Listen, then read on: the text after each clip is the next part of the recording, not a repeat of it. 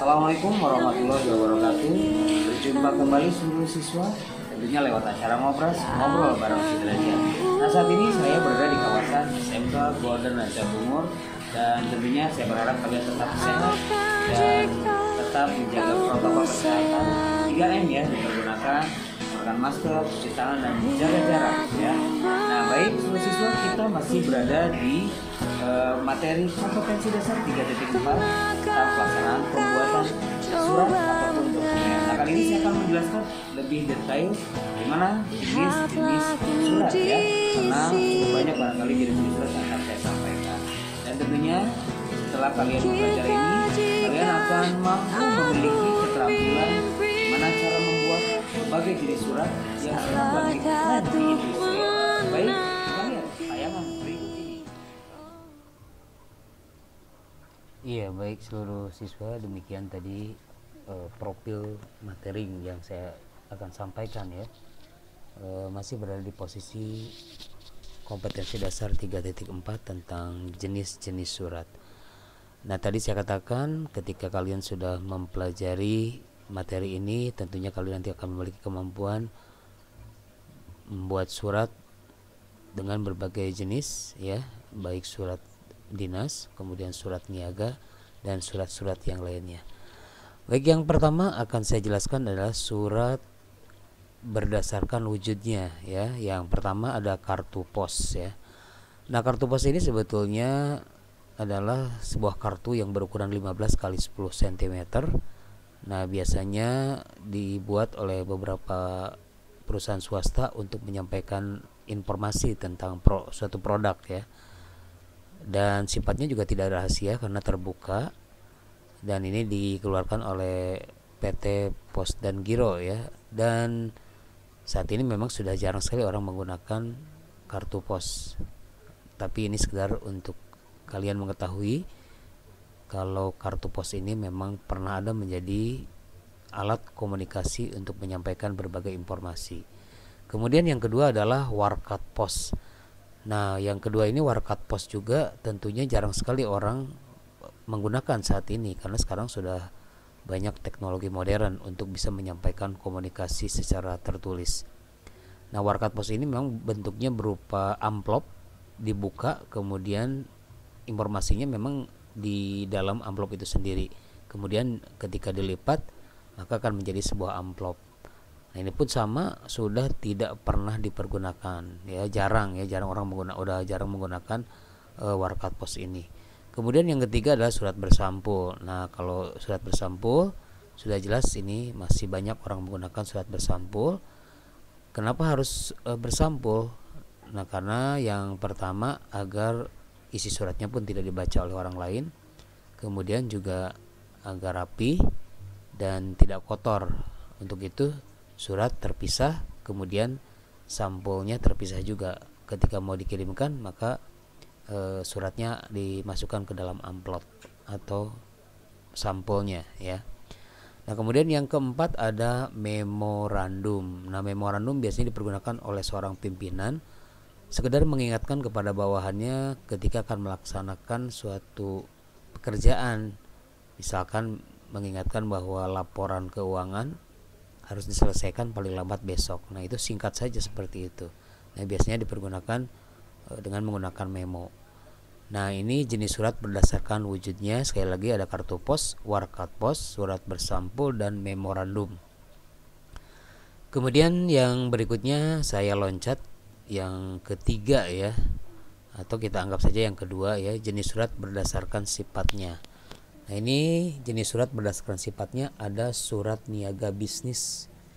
Nah, surat niaga bisnis ini biasanya contohnya ada surat perkenalan, kemudian surat permintaan penawaran, surat penawaran, surat pesanan, lalu surat pengiriman pesanan, surat pengiriman pembayaran, surat pengaduan, surat penagihan, dan surat perjanjian jual beli. Nah, ini semuanya adalah contoh-contoh dari surat niaga ya.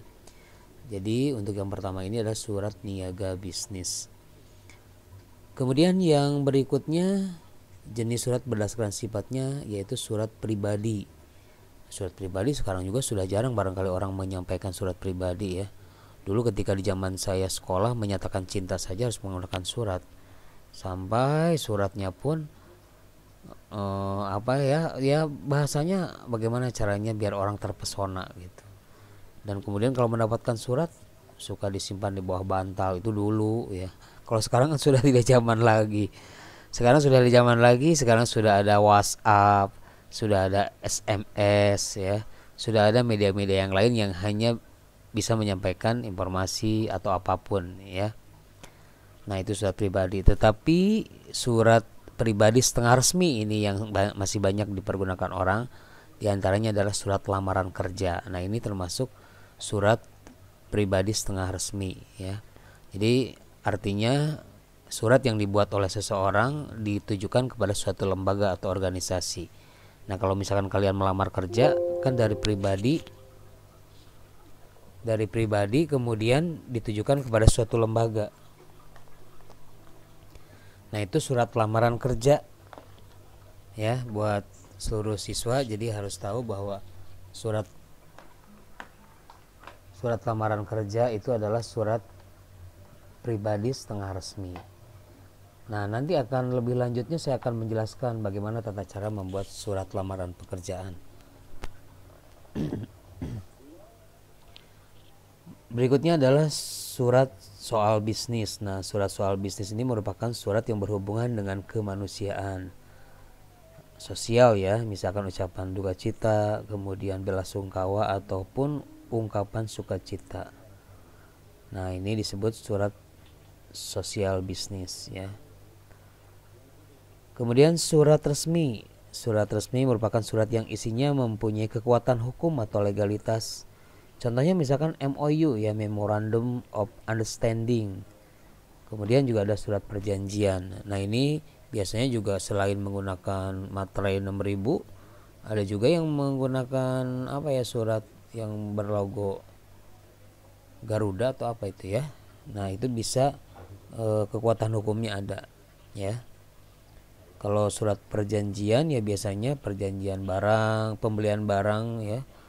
Kemudian juga surat perjanjian kontrak kerja. Nah, itu ada dasar hukumnya. Jadi ketika salah seorang melanggar tidak sesuai dengan kontrak kerja yang sudah ditentukan, ya jelas bisa dibawa ke jalur hukum. Nah, kemudian juga surat MOU ya, ini misalkan untuk kerjasama ya. Contohnya misalkan sekolah akan melaksanakan kegiatan PKL. Nah, tentunya harus ada kerjasama dulu dengan beberapa instansi ataupun perusahaan swasta agar kita bisa diterima untuk melaksanakan kegiatan PKL. Nah, itu namanya surat MOU ya. Kemudian berikutnya adalah surat internal bisnis. Nah, surat internal bisnis ini merupakan surat yang digunakan atau beredar pada lingkungan organisasi atau perusahaan.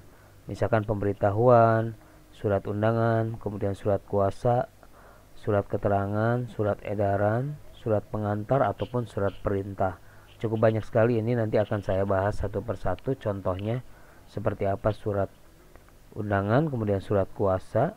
Ya, ini biasanya yang sering dipergunakan di instansi pemerintah ataupun perusahaan swasta dalam ruang lingkup kegiatan sehari-hari ya atau rutinitas. Contoh misalkan surat kuasa, kalau misalkan seorang pimpinan tidak bisa melaksanakan tugas untuk mengambil gaji karyawan misalkan di suatu bank karena ini hubungannya dengan keuangan, nah tentunya harus ada surat kuasa, kemudian ada hubungannya juga dengan bank. Nah, makanya ketika memberikan kuasa kepada seseorang harus dilengkapi dengan surat kuasa, tentunya harus bermaterai 6000. Nah, kemudian untuk selanjutnya adalah surat dinas.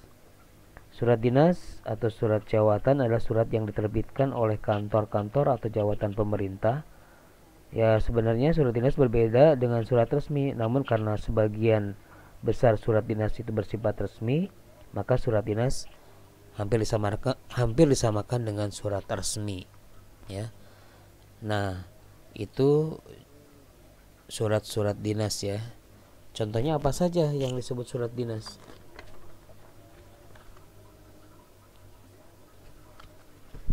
Banyak ya, contohnya surat misalkan surat keputusan pengangkatan pegawai, kemudian surat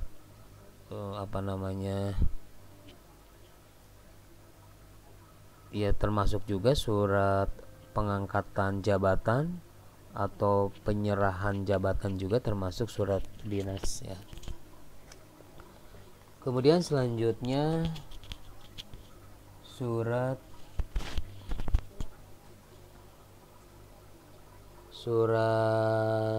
yang berhubungan dengan jumlah penerimanya biasanya disebut surat biasa, adalah surat yang dikirimkan kepada seorang pejabat ataupun suatu organisasi. Nah, kemudian surat edaran adalah surat yang dikirim kepada beberapa orang atau pejabat tertentu. Nah, itu contohnya salah satunya kalau surat berdasarkan jumlah penerimanya ya. Saya ulang kembali barangkali ini kepada seluruh siswa, jenis surat berdasarkan jumlah penerimanya. Nah, kalau surat biasa, yang pertama nih surat biasa dikirim kepada seseorang saja, pejabat ataupun pada suatu organisasi, jadi cuma satu saja. Nah, kemudian yang kedua ini adalah surat edaran. Nah, surat edaran ini dikirim kepada beberapa orang atau pejabat tertentu, jadi diedarkan cukup banyak tetapi isinya sama. Kemudian surat pengumuman, surat yang ditujukan kepada sejumlah orang atau pejabat yang namanya sulit dituliskan satu persatu ya, ini pengumuman, jadi tidak ditujukan kepada siapa-siapa, jadi di judulnya pengumuman aja, pengumuman diberitahukan kepada seluruh pegawai. Nah, itu salah satunya seperti itu, jadi tidak ditujukan kepada seseorang. Nah, kemudian jenis surat berdasarkan keamanan isinya ya. Yang pertama surat sangat rahasia. Nah, surat sangat rahasia ini biasanya digunakan oleh lembaga pemerintahan dengan cara prosesnya adalah surat dimasukkan ke dalam amplop surat, kemudian diberi tanda SRHS atau SR atau sangat rahasia. Apabila tidak diberi tanda tersebut, surat sangat rahasia dapat menggunakan amplop rangkap 3. Nah, kemudian dimasukkan ke dalam amplop pertama, lalu dilak atau dilem, kemudian dimasukkan ke dalam amplop yang kedua, dilem juga atau dilak, kemudian dimasukkan ke dalam amplop yang ketiga dan dilak. Nah, itu jadi semuanya 3 lapis ya kalau misalkan surat sangat rahasia. Kemudian surat rahasia ya, yang kedua surat rahasia. Surat rahasia ini biasanya dipergunakan oleh perusahaan swasta atau instansi pemerintah. Nah, cara proses memasukkannya surat rahasia ini, yang pertama surat tetap diberi tanda R ya, atau berarti ini kodenya adalah rahasia atau konfidensial. Nah, saat ini pengiriman surat rahasia antara perusahaan tidak lagi menggunakan tanda tersebut, tetapi dimasukkan ke amplop surat rangkap 2 atau double envelope. Nah, hal ini untuk menghindari terbukanya surat rahasia sebelum sampai kepada pihak yang dituju. Nah, misalkan di salah satu perusahaan ada yang korupsi ya, kemudian ketika ada pemanggilan kepada salah seorang pegawai, nah ini karena rahasia tentunya tidak boleh diketahui oleh orang, maka surat tersebut tadi diberi kode R ataupun dimasukkan ke dalam amplop dengan 3 amplop ya, menggunakan 3 amplop juga sama, agar pihak yang lain tidak bisa melihat ataupun membacanya. Nah, untuk yang jenis surat berdasarkan tujuannya, yang pertama surat permintaan penawaran, kemudian yang kedua surat penawaran, yang ketiga surat pemberitahuan, yang keempat surat pengantar, yang kelima surat perjanjian, dan yang keenam surat keputusan. Nah, ini cukup panjang sekali kalau misalkan saya harus menjelaskan satu persatu ya, jadi nanti akan saya share barangkali lewat WhatsApp grup contoh-contoh dari surat-surat yang saya sampaikan hari ini. Nah, saya ulang kembali barangkali jenis-jenis surat. Yang pertama jenis surat berdasarkan wujudnya, 1 kartu pos, kemudian yang kedua warkat pos, yang ketiga surat bersampul, yang keempat memorandum. Kemudian jenis surat berdasarkan tujuannya, 1 surat permintaan penawaran, surat penawaran, yang ketiga surat pemberitahuan, yang keempat surat pengantar, kemudian yang kelima surat perjanjian, yang keenam surat keputusan. Kemudian jenis surat yang ketiga berdasarkan sifat isinya. Surat niaga bisnis, surat pribadi, surat sosial bisnis, surat resmi, surat internal bisnis, dan yang terakhir surat dinas. Lalu jenis surat berdasarkan jumlahnya atau berdasarkan jumlah penerimanya. Yang pertama surat biasa, kemudian yang kedua surat edaran, yang ketiga surat pengumuman. Dan yang terakhir jenis surat berdasarkan keamanan isinya. Yang pertama surat sangat rahasia, kemudian surat rahasia, dan surat biasa. Demikian anak-anakku seluruh siswa kelas 10 TKP, sekedar menyampaikan penjelasan dari buku yang sudah saya sampaikan berupa modul lewat WhatsApp.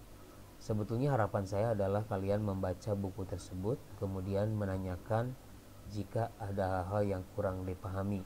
Nah, ini untuk pelengkap saja saya jelaskan jenis-jenis surat, kemudian nanti contoh-contoh suratnya akan saya sampaikan berikutnya. Demikian, terima kasih seluruh siswa, sampai berjumpa kembali, dan tentunya tetap jaga kesehatan. Ingat, jika pergi kemana-mana pergunakan masker, kemudian tetap selalu cuci tangan, dan tetap jaga jarak karena kita masih dalam kondisi pandemi COVID-19. Mudah-mudahan kita cepat bertemu ya, cepat bertemu dan bisa belajar secara luring atau bertatap muka. Terima kasih atas perhatiannya. Sampai jumpa lagi di acara Ngobras, ngobrol bareng Sudrajat.